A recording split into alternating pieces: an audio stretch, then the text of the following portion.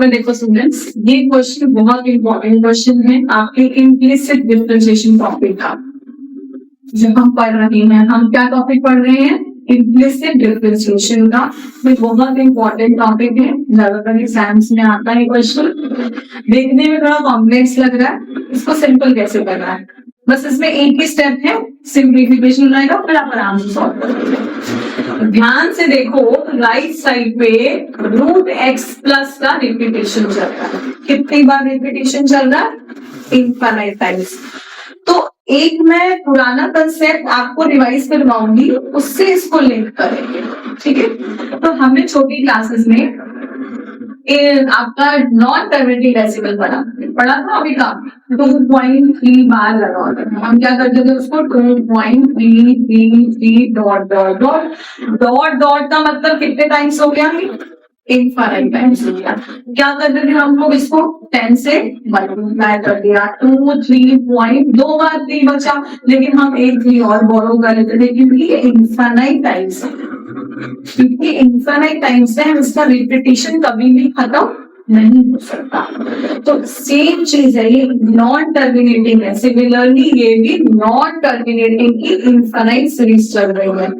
तो एक तो इसको रिकॉग्नाइज कर लिया कि रिपीटेशन कभी खत्म नहीं होगा इसका। तो क्या करना है, मैं अब ये y की पूरी इनफाइनाइट सीरीज नॉन टर्मिनेटिंग इसके बराबर है y।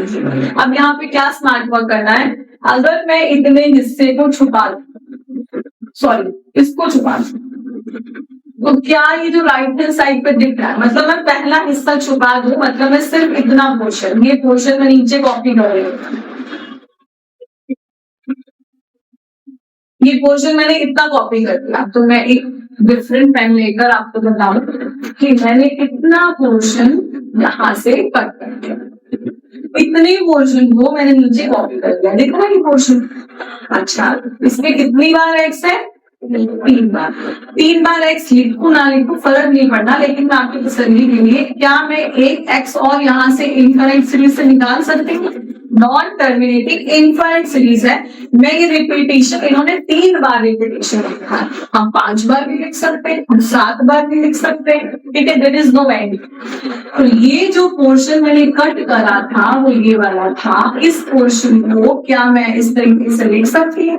अगर मैं इस तरीके से लिख सकती हूँ तो वापस अपने ब्रॉडर व्यू में आओ, ये पूरा किसके बराबर है? y के बराबर है। क्या मैं अभी इसको y लिख सकती हूँ? वापस हमें क्या मिल गया? y। तो क्या मैं क्वेश्चन को रिफॉर्म कर सकती हूँ? y is equal to expression. Very good, बस ये हमने कर दिया तो क्वेश्चन सॉल्व है हमारा।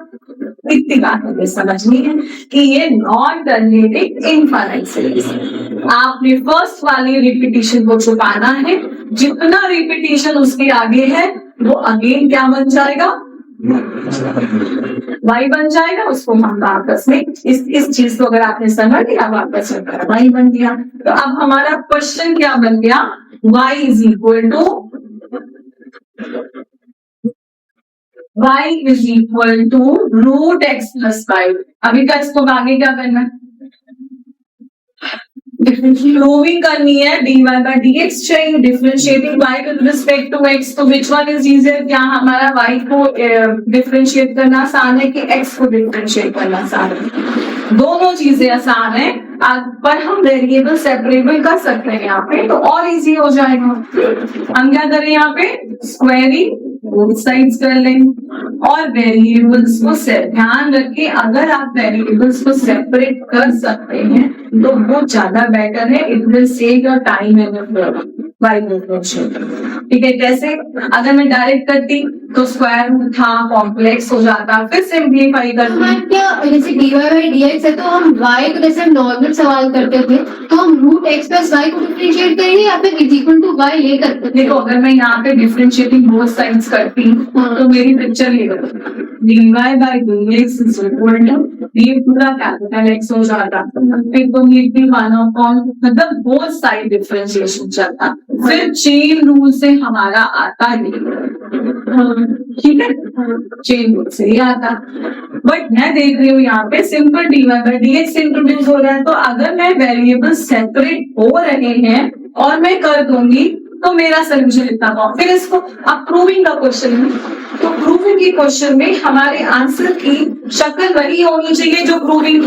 ऐसे तो आप कुछ भी आप डिफरेंशिएट करके आप सही तरीके से करो, there are so many methods, तो आंसर्स की जो फॉर्म है वो डिफरेंट होती है। बट यहाँ पे आपसे डिफरेंशिएशन नहीं करने को, प्रूविंग का क्वेश्चन है तो आपको सेम यही शक्ल चाहिए, तो this is the easier one. देखो एक ही स्टेप में आ जाएगा, 2y आगे -1। अब आप क्योंकि y को डिफरेंशिएट करें तो दोनों स्टेप में आपने 2y is an implicit function, हम dy by dx निकाल रहे हैं, 2y dy by dx -1 dy by dx is equal to x का डिफरेंशिएशन 1। तो आपने यहाँ से dy by dx कॉमन लेना है और आपका हैंस रूट सम। तो ये हमें प्रैक्टिस करके समझ में आएगा कि इजियर कहाँ है, स्मार्ट वर्क कहाँ है। ठीक है,